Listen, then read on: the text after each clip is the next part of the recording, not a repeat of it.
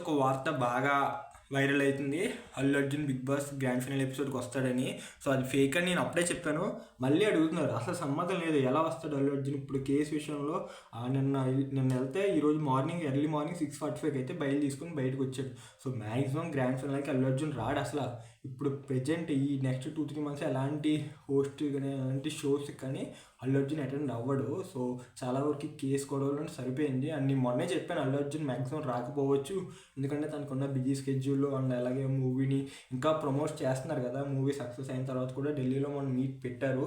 But అనుకోకుండా ఈ arrest జరగడం ఇదంతా నేను చాలా వరకు మొత్తం సోషల్ మీడియా అంతా షేర్ చేసింది అల్లు అర్జున్ అరెస్ట్ చేయడం ఏంటన్నది.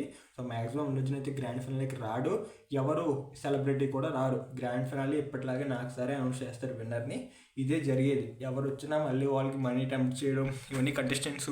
చిరంజీవి సార్ ఒకసారి అలాగే చేశారు కదా, చిరంజీవి సార్ నాగార్జున కూడా ఇద్దరు 15 లక్షలు మెహబూబ్కి సోహెల్కి అని పెట్టారు. సో దానివల్ల అయితే ఎవరో రారు, ఫిక్స్ అయిపోయింది. Thank you for watching.